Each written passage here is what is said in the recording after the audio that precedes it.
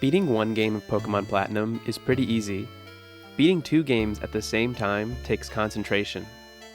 Beating 10 games at the same time is a challenge. But what if I wanted to beat 100 games, or 1,000, or 1,000,000? What if I wanted to beat all of them? About 2 years ago, I set out to find a solution to Pokemon Platinum, a sequence of inputs that will always beat the game. If I could guarantee that this sequence always wins, it wouldn't matter if I were playing 1 game or 1,000,000, the game would be solved. But I kept running into roadblocks. There were just too many unavoidable scenarios with 1 in a billion chances of failure. In theory, you can never guarantee 100% success. There will always be some game among the infinite possibilities that will fail, no matter how small the odds. In practice, however, there aren't actually infinite games of Pokemon Platinum. There's a limit to how many paths a game can take when fed the same inputs. I could potentially reach 100% success, but it would require knowledge of every possibility the game can produce. I'd have to practically be omniscient.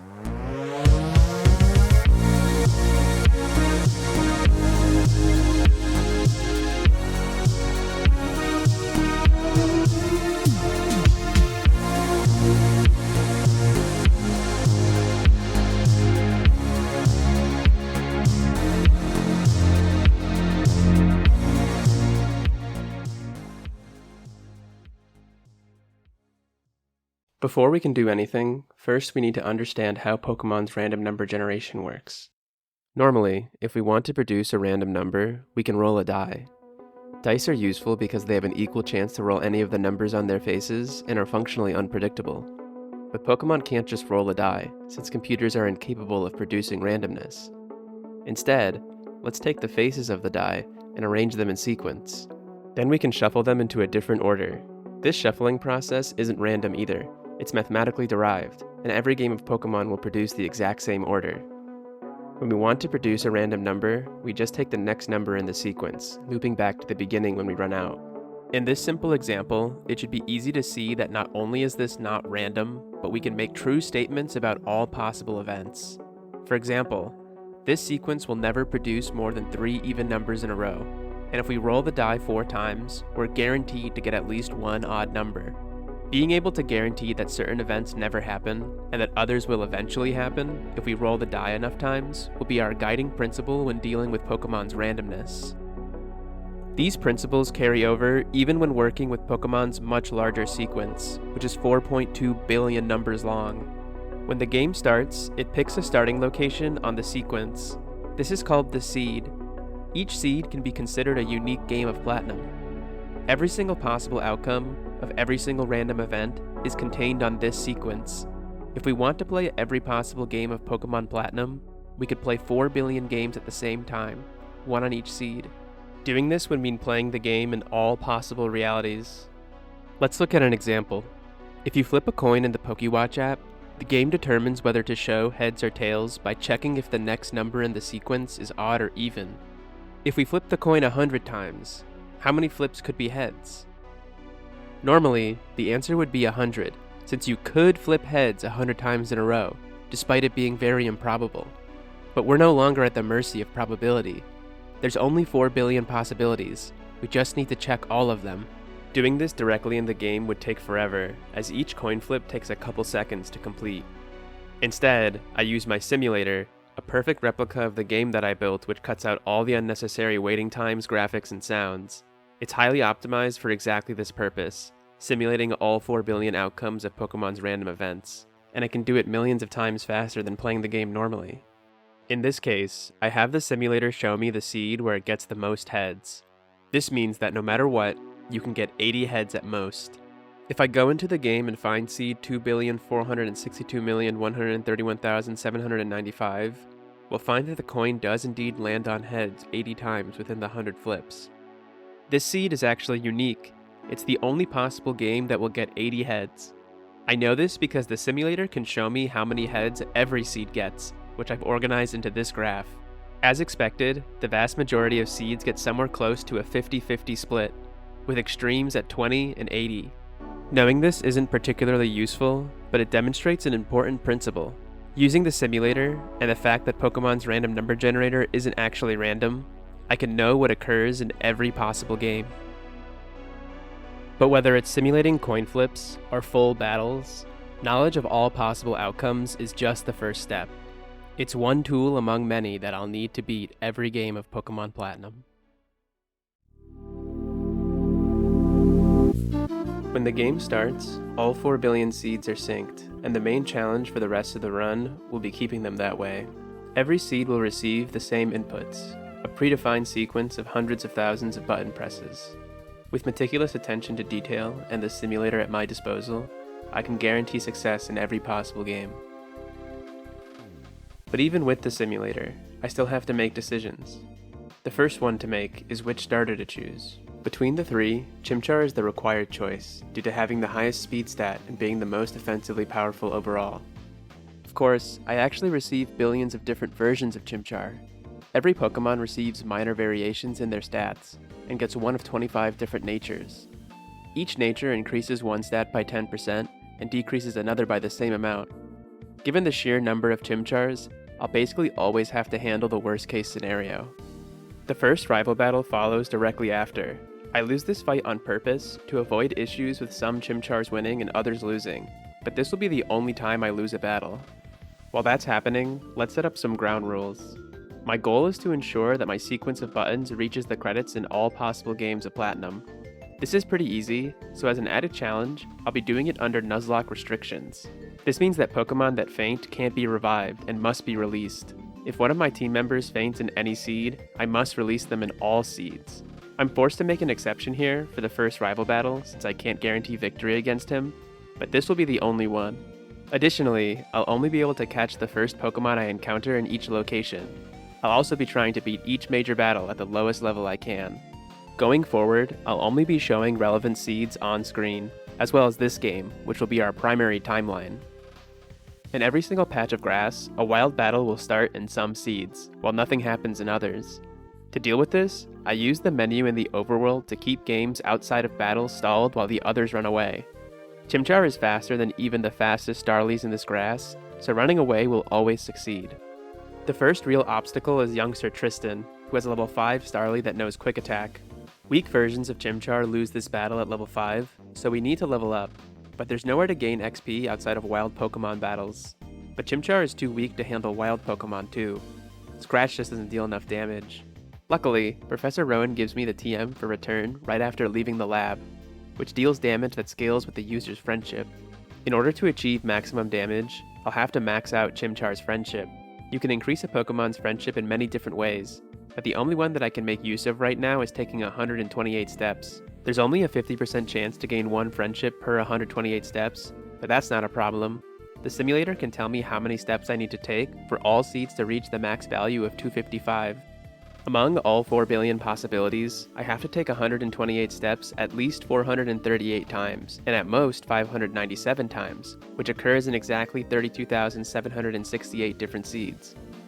This means that if I want to guarantee Chimchar's friendship is max in every seed, I'll have to take at least 76,416 steps. I run back and forth in the Poké Center for a few hours to accomplish this, and by the end, Chimchar's return will have a base power of 102, which is over double Scratch's. With this, I'll be ready to take on wild Pokemon, but how can I be sure that I'm in a battle in every seed? Once again, I can use the simulator to find out how many steps I need to take before I'm guaranteed to be in a battle. This graph shows how many seeds find a battle at each step number. The vast majority of seeds will find a battle between 6 and 17 steps. But what we're interested in is the outlier at the bottom, which will take 155 steps to enter a wild battle. At least, it takes 155 steps on most days of the year. The game is programmed to decrease wild Pokemon encounters on certain days. Since I want to beat every possible game of Platinum, I'll have to account for that too. Redoing the simulation, we find that on those specific days, it will take 195 steps to find a wild Pokemon at most. Changing direction counts as a step for triggering wild battles, so I can just spin around instead of walking. If I want to keep the games in sync, I'll have to take 195 steps every time I want to battle a wild Pokemon. This is because, as we learned earlier, the random number generator is on a sequence. Some other game will always be moving on to this outlier as another moves off. Finally, I can begin my training session in the grass, but there's one more problem I need to deal with. As different versions of Chimchar train, They'll gain experience at different rates as they encounter different wild Pokemon. I can use the simulator to track how much experience is gained in every game, but I can't have it tell me which buttons to press. It just isn't built for that. As the difference in XP becomes larger, the difficulty in handling every unique case grows. It becomes too much work to keep track of when my team is leveling up or learning new moves, and picking the right buttons to press. To deal with this, I use what I call a stopping rule. Stopping rules are events that halt progress for every game that reaches them, allowing lagging games to catch up. Here, learning a new move is a stopping rule. By being very particular with which buttons I press, I can keep Chimchars that reach level 9 busy trying to learn Taunt, while others continue training. I make use of various menus in the games that are still training to reposition the cursor in the games that are learning a new move. I also make sure that all games enter the loop on the same menu so that they're in sync. The simulator tells me when all games have finished training, and then I have them all learn Taunt at the same time. The only difference between games now is a small bit of experience the final battle before leveling up gives, but this difference is very manageable, especially since I can just use another stopping rule to learn the next move. With Chimchar leveled up, I go and defeat youngster Tristan, which has taken over 5 hours to prepare for. Unfortunately for me, this is on the low side of amount of time spent prepping for trainer battles. A little bit later, Chimchar is about to evolve, and I use another stopping rule to handle it. This time, Chimchar learning Mach Punch when it evolves realigns the games. As long as I carefully manage what buttons I press, there will only ever be 2 scenarios, the ones that are training and the ones that are looping. With Chimchar evolved, I can head to Orberic City to face the first gym, but I'll have to deal with this wandering trainer first. Wandering trainers and NPCs move around a confined space by using 2 random values, one to pick the direction they'll move, and one to determine how long to wait before trying to move again. If I wait just outside their zone, eventually the trainer will see me and start a battle. After simulating this NPC's movements, I find that in the worst seed, it will take exactly 442 seconds for them to find me, or about 7 minutes.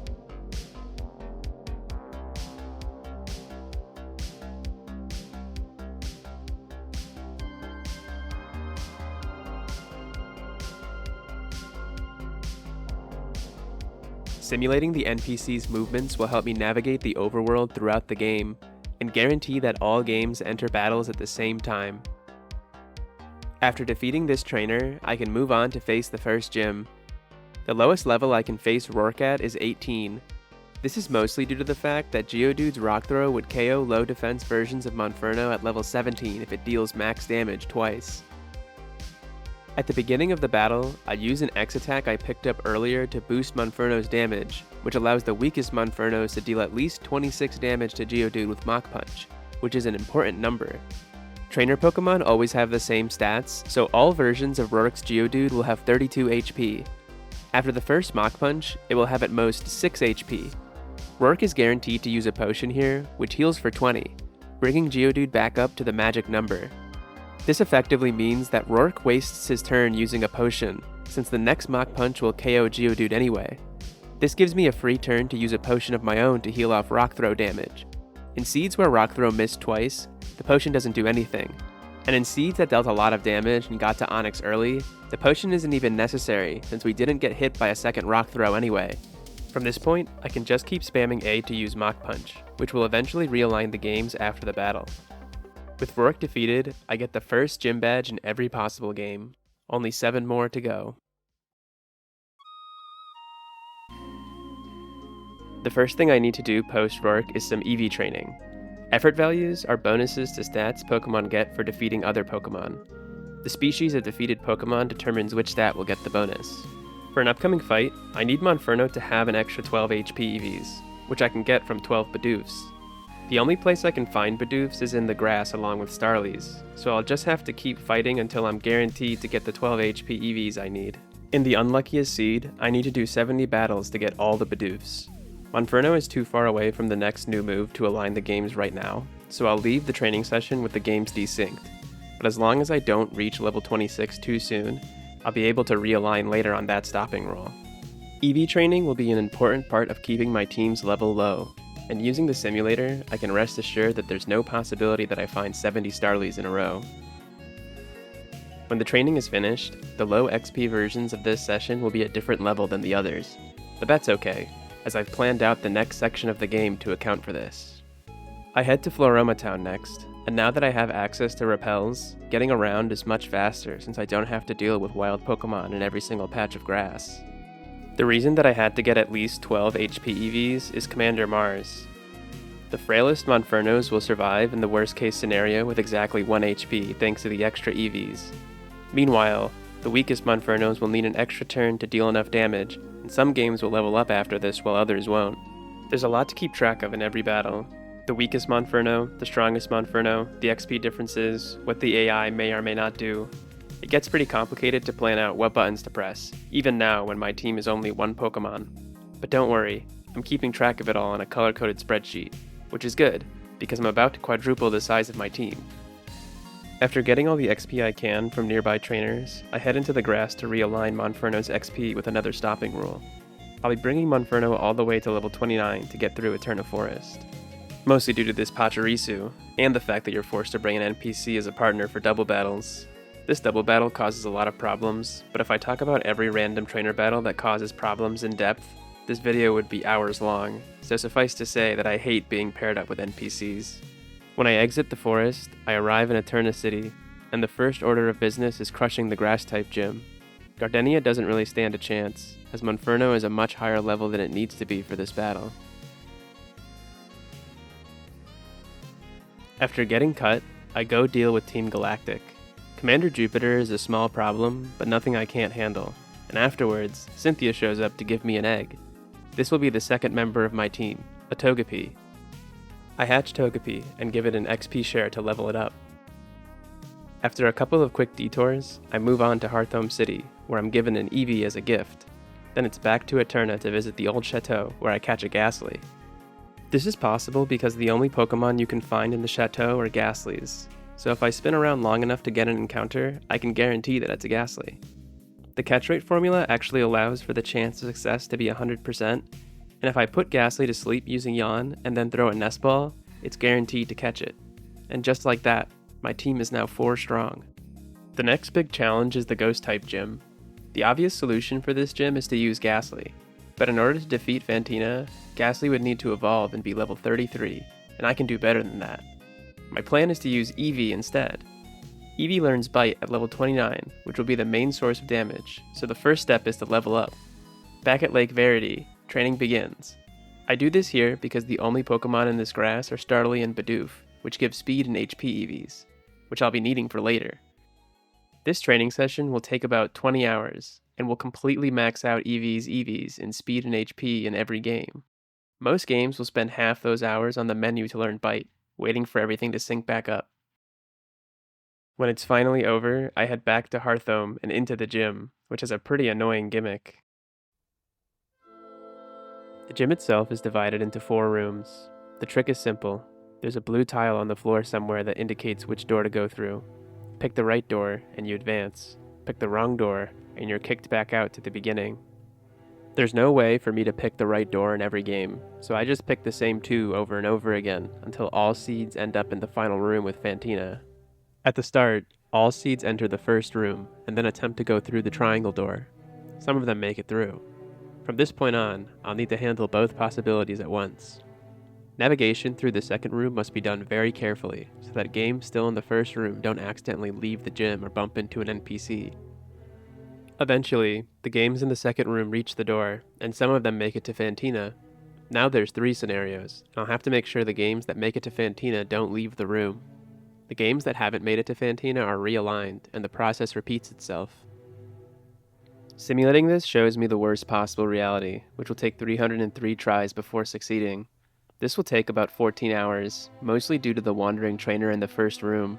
If I could just walk directly to the triangle door, this would be much shorter, but since some seeds might bump into the wandering trainer, I have to spend a bunch of time holding the right and up buttons to align against the walls. This seed will take so many steps that there's a risk Eevee might gain too much friendship and evolve into Espeon or Umbreon.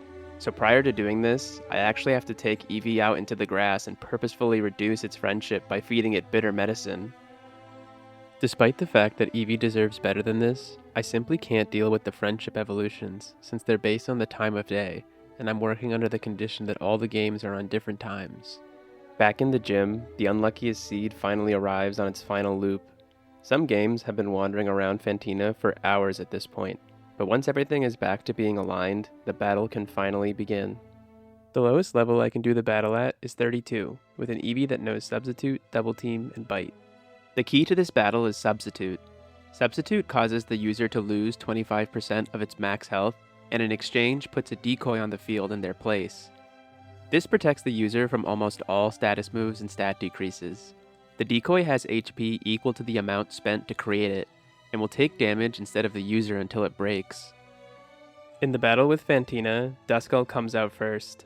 Duskull has pitiful stats, and can't actually deal enough damage to break the weakest Eevee's Substitute in one hit, meaning I'm guaranteed to still have it out on turn 2. Though the main benefit is that Substitute will prevent Will-O-Wisp from burning Eevee. A couple of bites will take out Duskull, and Haunter will come out next. Fantina's Haunter has a somewhat unfortunate moveset. Hypnosis and Confuse Ray are blocked by Substitute, Shadow Ball doesn't affect Eevee, and Sucker Punch only works if I use an attacking move. If I just don't attack, Haunter is completely useless. On some seeds, Duskull could break the Substitute with a max damage Future Sight, so the first move I make against Haunter is to create another one. But now I have unlimited turns to set up. Haunter will never use Shadow Claw unless it's completely out of other moves, so the first thing I do is stall until this happens. Then I swap out Togepi to remove Eevee's potentially damaged Substitute, then back to Eevee to make a fresh one. Finally, I can use Double Team 6 times to max out my evasion. I also use a potion to heal off Substitute damage, and an X speed to ensure I'll be faster than the upcoming Mismagius. Haunter faints after 1 to 3 bites, depending on how strong Eevee is, and I can easily realign the games for Mismagius by spamming B. Mismagius is at an extreme disadvantage here. In order to even have a chance, it would need to crit on the first turn to break the Substitute, and then confuse Eevee on the second turn with either Confuse Ray or Psybeam. Anything else guarantees a loss. Behind the scenes, when I simulate this battle for the first time, I have to tell the simulator what commands to do. This first set of commands will likely lose in some of the seeds, so I'll have to redo the simulation with a new set of commands. But not every seed needs to be resimulated. I can have the simulator output how many seeds are still battling at each turn. At the start of turn 1, all 4 billion seeds are obviously still battling, as nothing has happened yet. At the start of turn 2, 270 million seeds are no longer battling, or about 6%, which is exactly what we'd expect since the chance for Eevee to crit is 6%, and a crit would end the battle. But by the start of turn 4, we only have a measly 4 million seeds that are still battling. These are all the versions of Mismagius that actually manage to land a crit and then confuse Eevee. If I check the 789 seeds where Eevee loses, I find that they all occur on or after turn 4, which means the losing seeds must be among these 4 million. This means that as long as I don't change the commands for turns 1, 2, and 3, I only have to simulate these 4 million seeds, which will be much faster.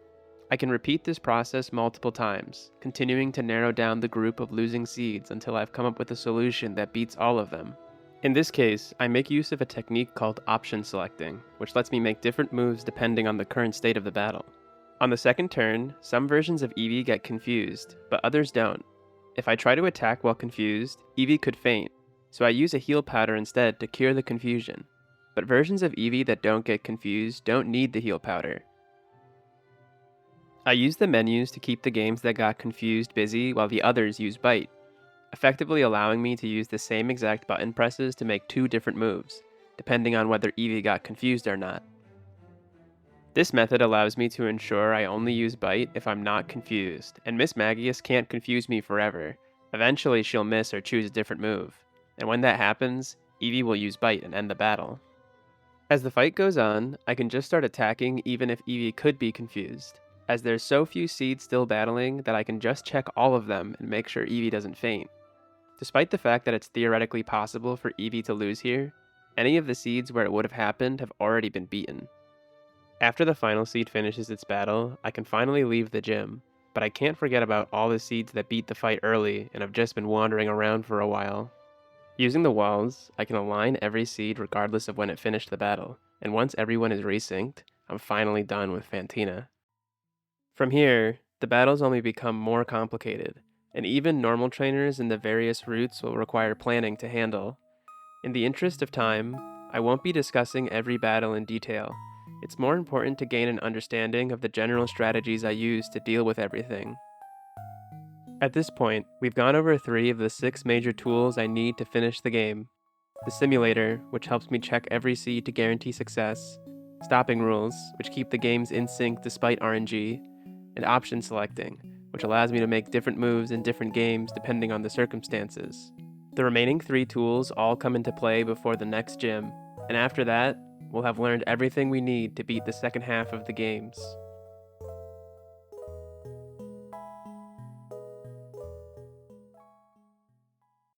Right after Fantina, I'll have to battle my rival and his improved team. His opening Pokemon will be Staravia, which is difficult to deal with. The main issue is double team. None of my team members can survive long enough against Staravia to overcome the evasion, which means I can't let a double team happen. I'd have to one-hit KO Staravia to accomplish this, but even Monferno, who is now an Infernape, can't do it thanks to Staravia having Intimidate, which will lower my attack. Intimidate will only trigger once, so I could have a different member of my team get intimidated and then switch Infernape in afterwards, but by that point, Staravia will have used Double Team in many of the games. This problem can be solved with something I call priming. Prior to the battle, I bring Eevee out into the grass and encounter a wild Pokemon. I use Substitute to reduce my HP by 25% and then run away. Repeating this 2 more times brings Eevee's health to 25%. Then I heal exactly 10 HP with an Oran Berry, and use Substitute 1 last time. In total, Eevee will have lost 100% of its health due to Substitute, and gain 10 from the Oran Berry, leaving it with at least 10 HP, and at most 13 due to rounding on Substitute. Eevee is now primed for the battle with my rival. At the start, I send out Eevee to get intimidated. Importantly, Staravia knows Quick Attack, which is a priority move. When the AI is deciding what move to pick, it will score each move using a bunch of different criteria. Notably, priority moves like Quick Attack get a huge bonus to their score if the AI thinks it can KO your current battler with it. At such low health, even the highest defense version of Eevee will faint to Quick Attack, so the AI is guaranteed to choose it in every game. This lets me switch to Infernape without worrying about Double Team, and an unintimidated Infernape can clean up the rest of my rival's team. Priming my team members to certain levels of HP will allow me to manipulate the AI throughout the game. The only requirement is having some way to reduce HP by a percentage.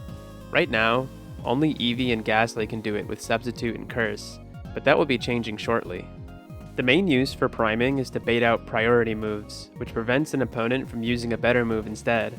This might feel sort of useless outside of this extremely specific Intimidate scenario, but Togepi is about to learn a move which makes it worthwhile. After the rival battle ends, Togepi hits level 19 from the XP share and learns Encore. Encore forces an opponent to keep using the last move it used over and over again, and lasts between 4 to 8 turns. Paired with a primed Pokemon, I can manipulate the AI into using a weak move like Quick Attack, switch to Togepi, and force them to keep using it. Togepi also evolves into Togetic afterwards. And then I head to the old chateau to train Ghastly with an XP share, aligning everything on the stopping rule when Ghastly evolves and learns Shadow Punch. I also make a brief stop at Valley Windworks to catch one of the Pokemon there. I can't actually guarantee which one I catch, but my plan is to use them much later as cannon fodder, so it doesn't really matter. They'll spend most of their time in the PC anyway. When I finally get to the next route, I'm able to catch another wild Pokemon using a well-known mechanic called the Repel trick. Repels work by rejecting encounters if the potential wild Pokemon is a lower level than your party leader. In the grass in Route 209, the wild Pokemon span levels 17 to 20. If I make Infernape my party leader, I'll encounter no wild Pokemon at all. The game will still attempt to cause an encounter to happen, but the Repel will just reject it since Infernape is a higher level. But if I make Togetic my party leader, I could guarantee an encounter with Roselia, since Roselia is the only species in this grass that gets up to level 20. All I have to do is apply a Repel and spin around in the grass until the game generates an encounter with a level 20 Roselia. In the worst seed, this will take 6,307 steps. Capturing Roselia is a little more complicated than the previous two, I'll need to put it to sleep and do a little bit of damage before throwing a nest ball. Attacking Roselia directly is dangerous since I could potentially KO it with a strong crit, so I use Haunter's Nightshade instead, which deals damage equal to Haunter's level and can't crit. Yawn is guaranteed to put Roselia to sleep for at least one turn, so I'm able to throw a nest ball before it has a chance to wake up. The catch rate is 100% even if Roselia heals a little bit from Leech Seed. And I have a Cherry Berry on both Haunter and Togetic to deal with Stun Spore. With this, my core team is almost complete, and with the Repel trick, there's now plenty of options for additional team members. There's also the matter of choosing which evolution of Eevee to get, but that'll have to wait until later. Back in Route 209, we need to rewind a bit to before catching Roselia. Two of the trainers in this route are joggers. Joggers will only battle you in the morning, which means the games are going to desync from each other depending on the time of day. Infernape can deal with both of these trainers, but the experience these battles give will make it much more difficult to keep Infernape aligned. Normally, I'd solve this problem with a stopping rule, but the next one isn't for a while, and I want to keep Infernape's level as low as I can. Instead, I use the sixth and final tool to handle this. Mail is a class of item meant to allow you to send messages to the person you're trading Pokemon with. You can buy it in most Pokemarts for cheap, and it even has its own section in the bag. But mail isn't useful to me as an item. It's useful to me as a piece of memory. Prior to entering Route 209, I bought 2 pieces of mail at the Eterna and Hearthome Pokemarts. When I go there later, the joggers decide whether they will battle me immediately, meaning it doesn't matter if the time changes while I'm inside the route doing other things. It only matters what time it was when I entered. I face a couple of the trainers here to bring Togetic to level 20, and then catch Roselia. Now it's time to face the second jogger. The games will desync based on what time of day they entered the route at. In games that entered in the morning, the battle begins with the jogger, but in every other game, I'll remain in the overworld. I open the menu by pressing X and navigate to my mail pouch. Games battling the jogger will just be futzing around in the battle menus. In the games that aren't battling, I throw away 1 piece of mail, then reset the bag and menu to what it was before I opened it. Then I finish the battle in the morning games, and everything is more or less back in sync, aside from Infernape's experience and the piece of mail that I tossed away. When I enter Solation Town, I gain access to the daycare. Standing in front of the daycare lady, I open the bag and check my mail. Whether there's 1 or 2 pieces of mail is entirely dependent on whether I battled the joggers. If I press down then A, games with only 1 piece of mail will close the bag, but the others will stay in the menu. This lets me desync the games again on purpose. With a little bit of finagling, I can use this desynchronization to position the games that battled the joggers to the side, and the other games in front of the daycare lady. Then I put Infernape into the daycare, but only in the games that didn't battle the joggers. Each step I take now will give Infernapes that are in the daycare 1 experience, and I need to make up 1132 XP to realign the 2 scenarios. Once that's done, I use my memory mail to desync the games again so that only the games that put Infernape into the daycare talk to the lady and take them out. Games that put Infernape in the daycare will have the party order all messed up, so I check my mail 1 last time to desync the games and reorganize my team in the daycare game so that everything is back in its correct place. Aligning against the walls puts everything back in sync, aside from a little bit of money from the joggers, but that's not really an issue. This example is pretty simple, but it demonstrates the core idea. Memory mail will allow me to take different actions in different games based on prior events. Since the mail is so out of the way in my bag and unnecessary for anything else, I can keep the games synced up for long stretches of time and only desync them at the moment that I need to do different actions. In essence, different games remember which scenario they are only when I check my mail and will respond differently to the same inputs afterwards. It also manages itself. When I no longer need to remember something, I can use the memory mail to trash the memory mail, realigning it in the bag so I can remember something else. We've now gone over all the major tools I'll be using to beat the game, or at least the ones that aren't based on normal game mechanics. At this point, there's 5 gym badges between me and the Elite Four. To get through it all in a timely manner, I'm about to considerably pick up the pace, so lock in, It's time for the gauntlet. Before I leave for the next gym, there's a bit of business to take care of. I use the daycare to level up Roselia and Evie, catch a second ghastly in the Lost Tower, grab a waterstone from the ruins, and use the daycare again. Then it's time to make the trek all the way through Veilstone and Pastoria to grab the TM for Toxic. Along the way, I finally evolve Evie. Of all the options, Umbreon and Espeon can't be guaranteed. Leafeon and Flareon are both somewhat redundant, and Glaceon isn't available until the 7th gym. Between Jolteon and Vaporeon, I end up picking Vaporeon thanks to its durability and effective immunity to water-type moves. After grabbing Toxic, I'm able to catch a Hippopotas in the Maniac Tunnel using the Repel trick. Hippopotas is already relatively rare to find, and the simulator determines the worst seed to take 66,630 steps to find one, which is about 2 hours of spinning. Catching Hippopotas requires option selecting between using an Awakening and using Toxic, but a poisoned Hippopotas is guaranteed to be captured with a Dusk Ball. Low defense versions of Vaporeon come close to fainting against strong versions of Hippopotas, and high attack, low HP versions of Hippopotas against frail versions of Vaporeon come close to KOing themselves with the recoil from Takedown. Regardless, there's no seeds where I don't catch it. With the addition of Hippopotas, my core team is finally complete, which means it's time to get some gym badges. First up is the fighting type gym leader, Maylene. The lowest level I can do this battle at is 31, with both of my Haunters and Togetic. Haunter 1 will deal with Meditite and Machoke, and Haunter 2 and Togetic will handle Lucario. All versions of Haunter are faster than Meditite, and Shadow Ball is always a one-hit KO, so Meditite isn't a problem. But Maylene's Machoke can't be one-hit KO'd, and is potentially faster than Haunter, depending on Haunter's nature. A nature that lowers Haunter's speed will make us just barely slower, but a nature that lowers Haunter's defense will allow Machoke to one-hit KO us. Luckily for me, there's a set of 5 berries which will confuse your Pokemon based on what stat their nature decreases. If I put an Iapapa berry on Haunter, only the Haunters with a nature that reduces defense will get confused.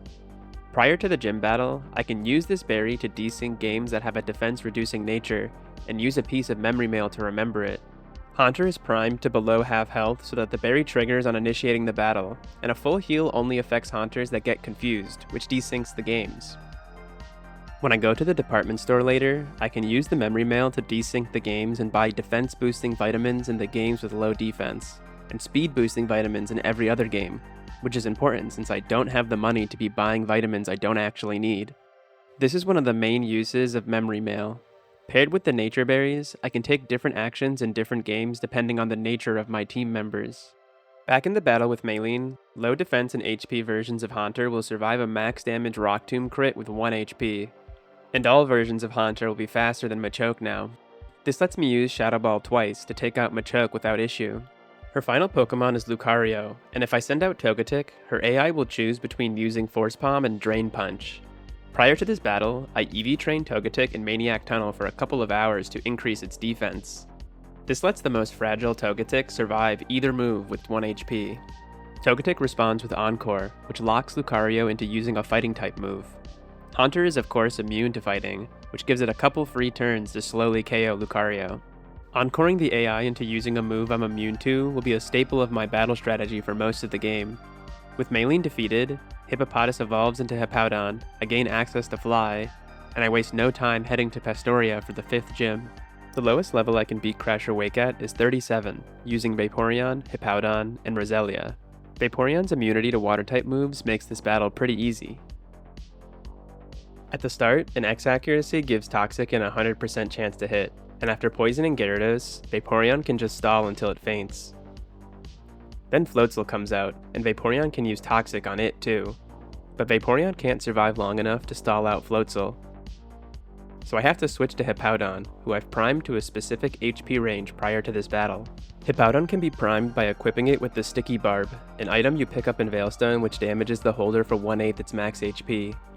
I need to prime Hippowdon for this battle since being at full health can actually result in a loss. To understand why, we can look at Floatzel's moves and how much damage they deal to Hippowdon. First, let's make a note of how much damage Crunch deals, which will be important in a moment. Normally, Brine will deal the most damage, so the AI will always pick Brine. but when Hippowdon gets switched in, it gets hit by Crunch, which potentially lowers my defense and increases the damage of Floatzel's physical moves. This causes Ice Fang to deal the most damage, but I can't let the AI start picking Ice Fang, since that could KO Vaporeon. As I've mentioned before, the AI loves using priority moves if it thinks they'll KO you. If I prime Hippowdon such that the damage from the original Crunch is guaranteed to put me into Aqua Jet range, then I can avoid the AI picking Ice Fang.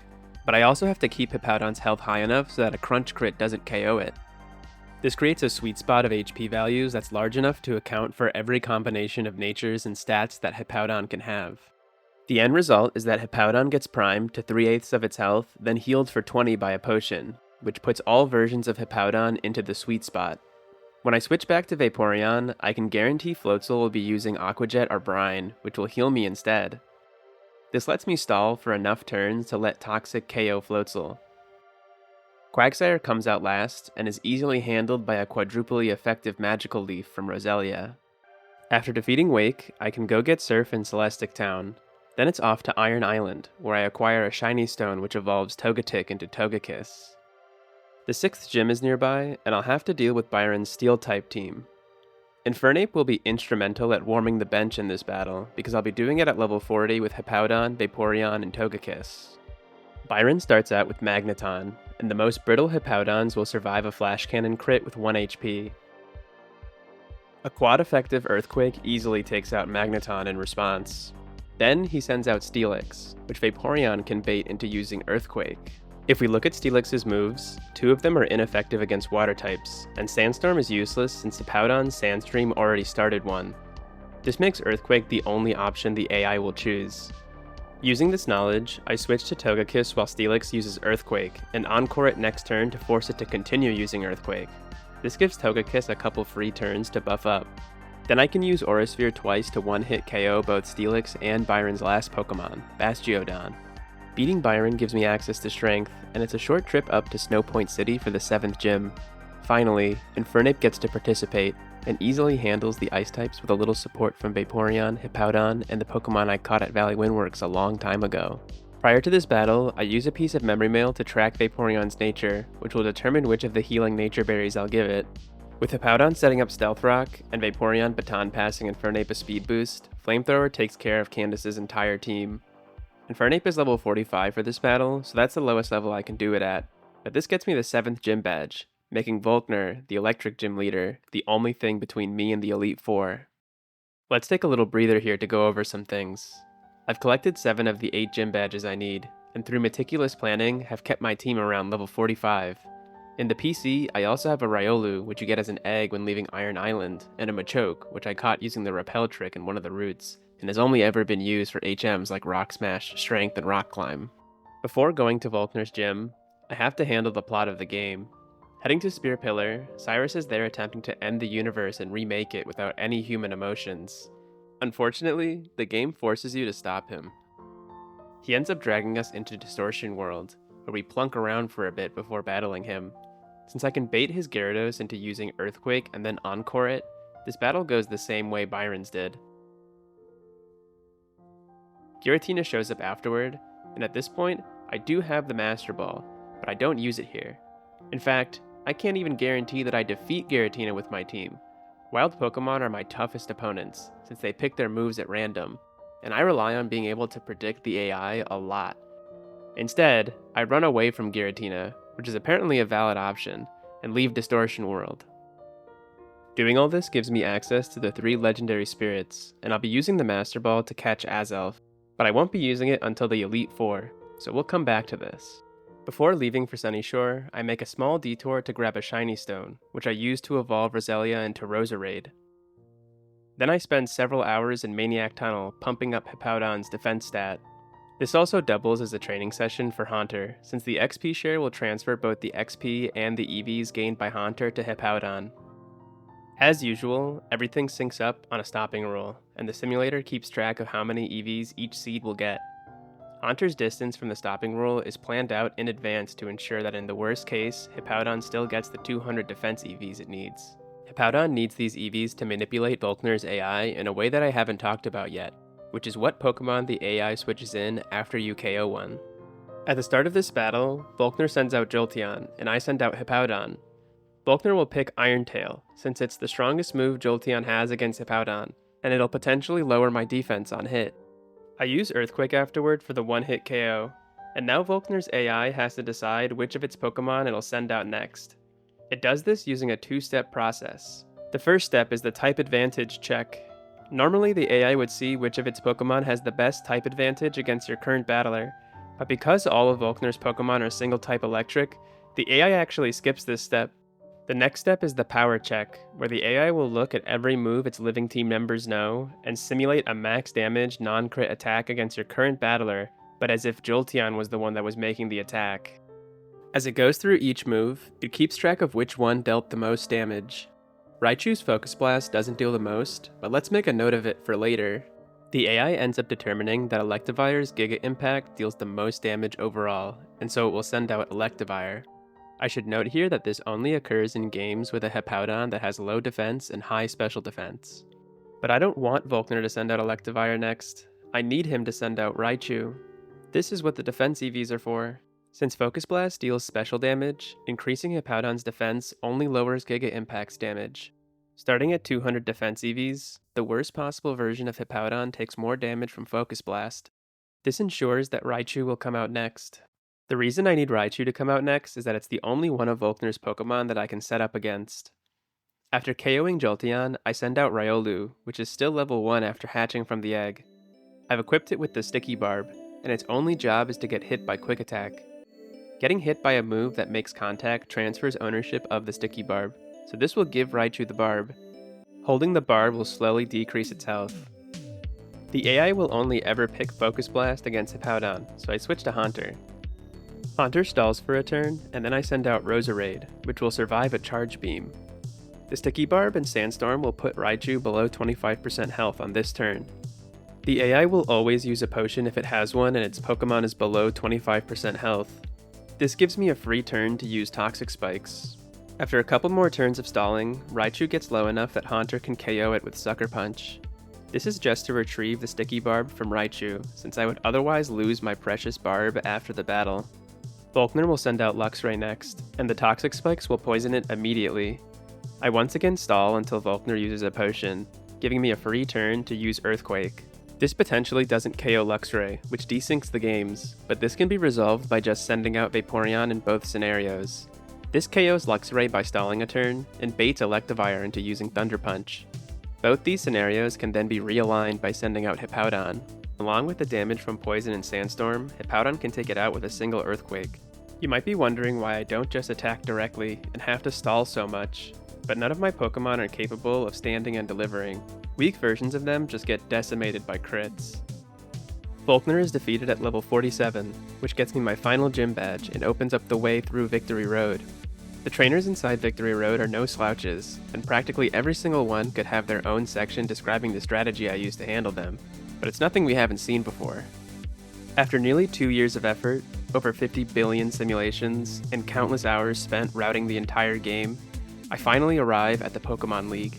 When I first started this project, my initial attempt put my team around level 70 to beat the Elite Four, so it feels really good to show up now with a team that's level 51. It's been a long road, and there's only 5 battles left, but I'm not worried. My victory was guaranteed the moment I started the game.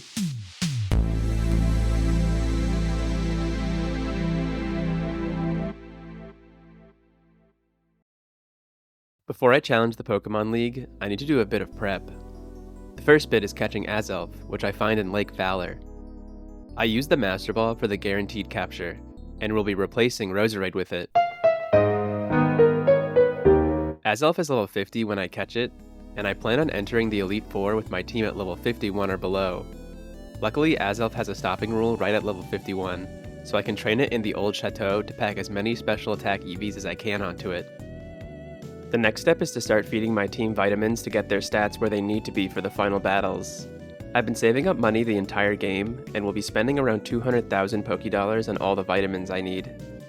Back at Lake Verity, I use a Figgy Berry and a piece of memory mail to track games that have a minus attack nature Hippowdon.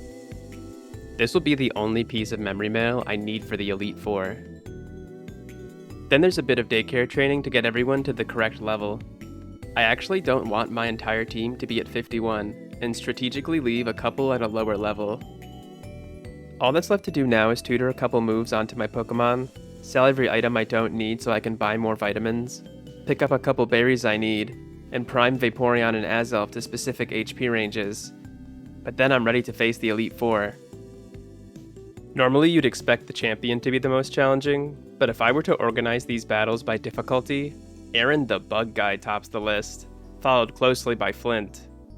Lucian and Cynthia are pretty easy, and Bertha, well, Bertha is pathetic. This means that my very first battle in the Elite Four will also be my most difficult.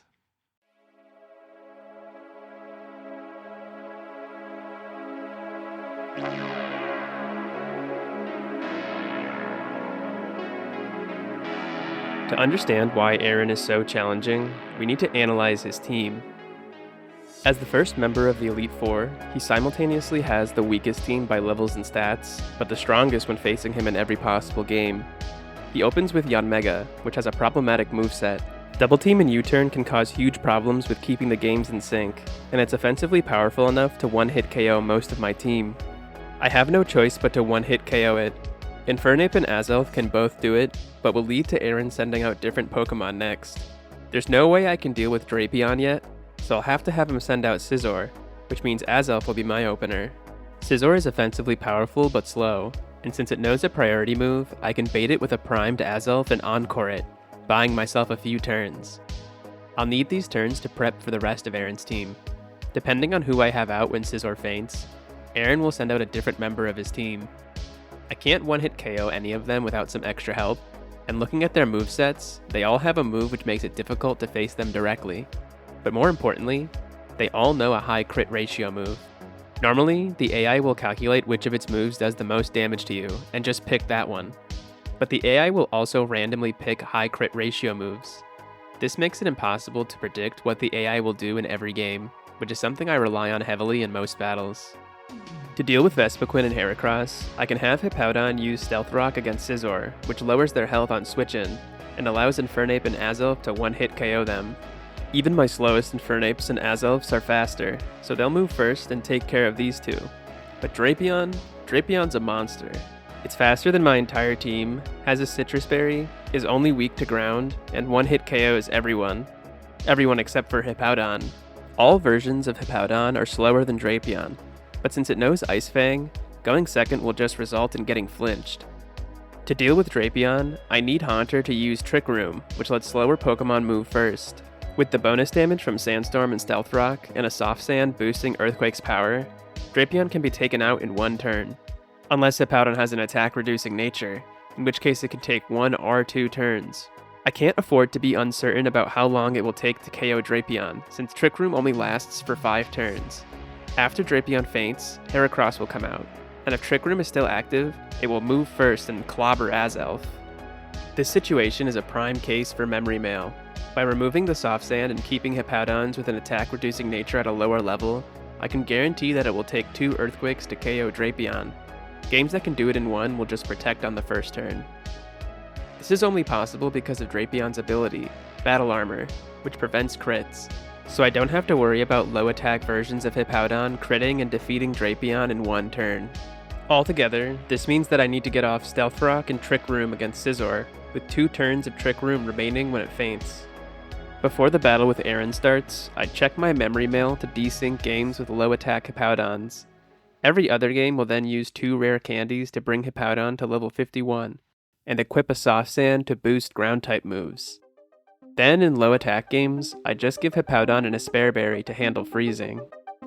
The battles are done separately, and low attack versions will go first while everyone else meanders around the room.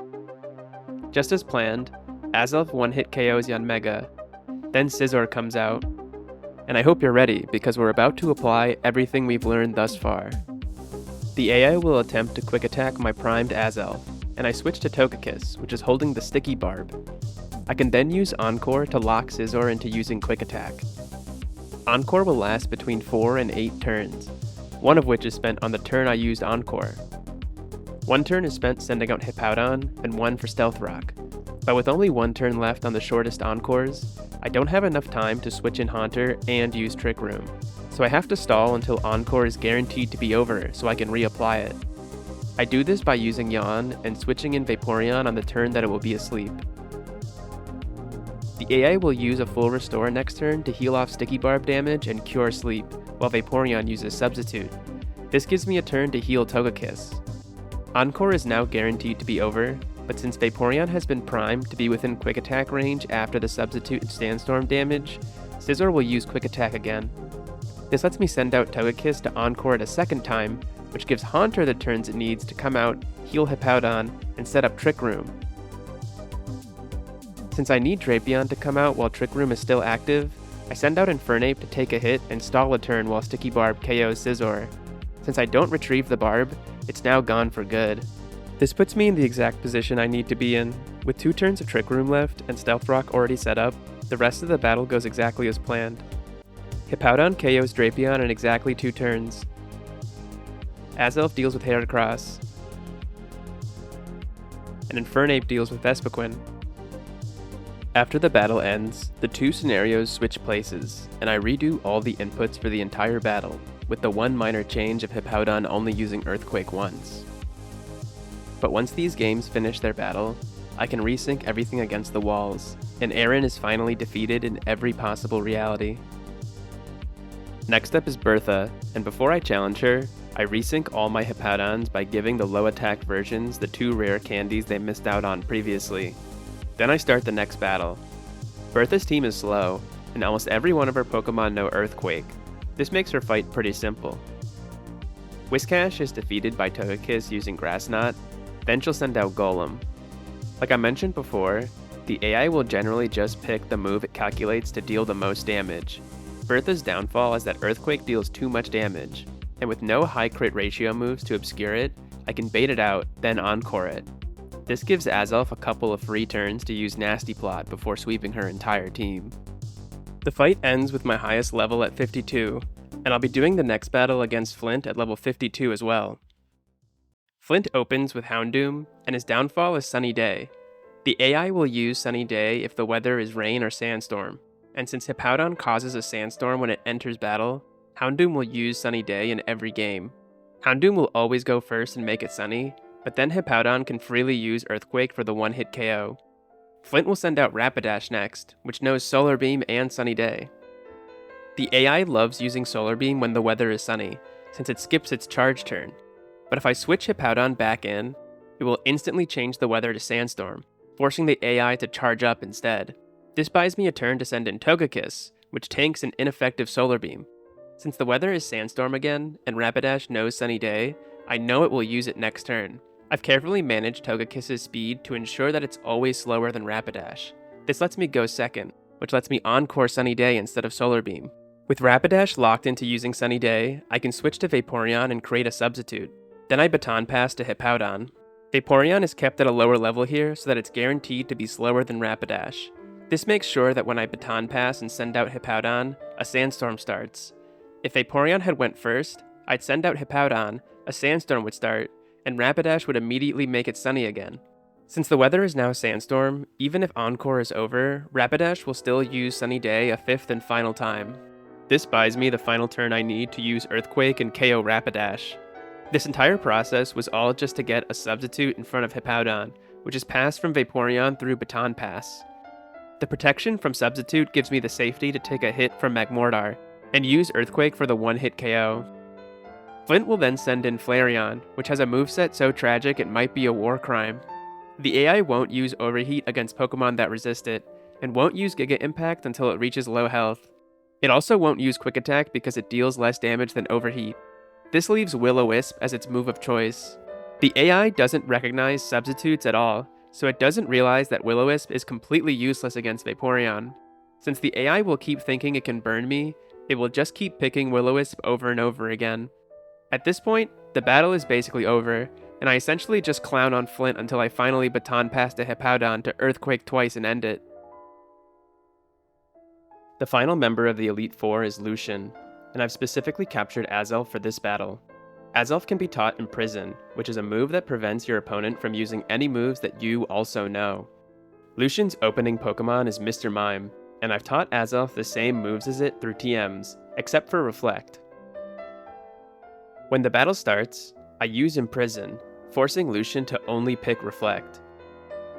This effect lasts until Azelf faints or is switched out, so I have as many turns as I want to set up while the AI uselessly spams Reflect. The AI also isn't smart enough to recognize this as a situation where it should switch to a different team member. I haven't talked about it at all, but I've been carefully picking my moves and strategies to avoid triggering the AI's switching logic for the entire game. After spending several turns buffing up, Azelf can sweep Lucian's entire team at level 54. This finishes off the Elite Four, leaving only Cynthia, the champion, as my final battle. Cynthia easily has the most menacing team in the game. Besides being the highest level, it's also the most diverse, most powerful by stats, and features her insanely fast and strong Garchomp. But she also has an Achilles heel, her Milotic, which lets me defeat her at level 54.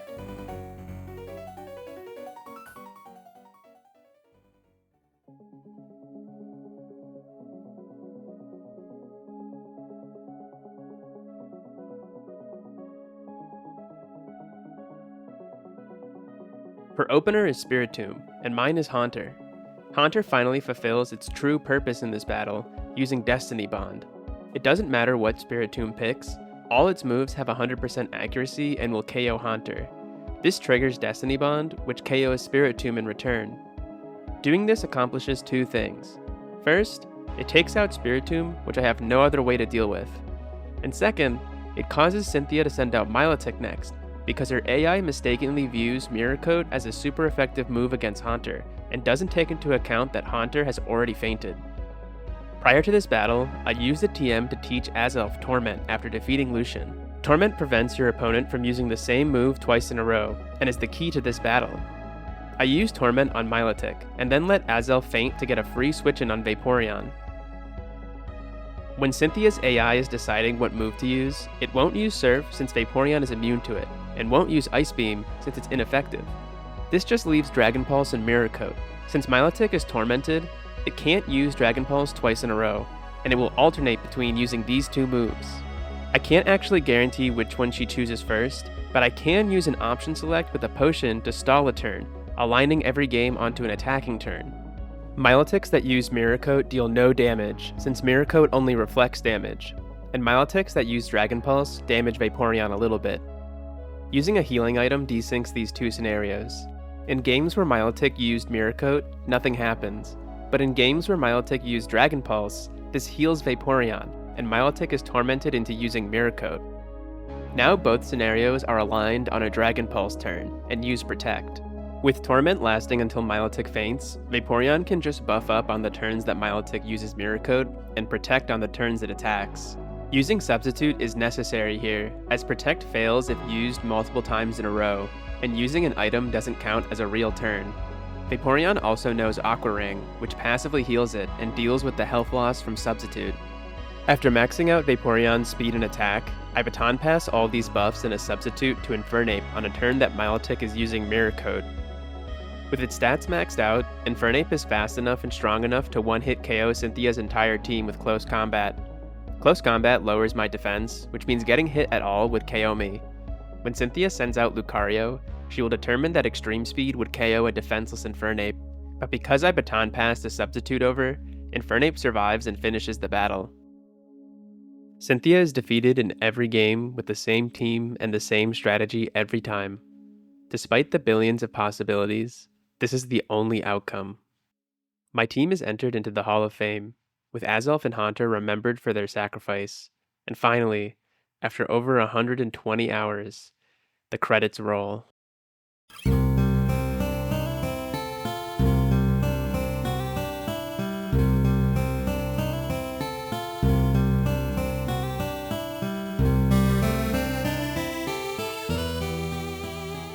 At the end of all this, I'm left with an overwhelming sense of relief that it's over, and my annotated list of inputs, which will always beat the game in the exact way you just saw, regardless of the starting seed, the time of day, or day of the year.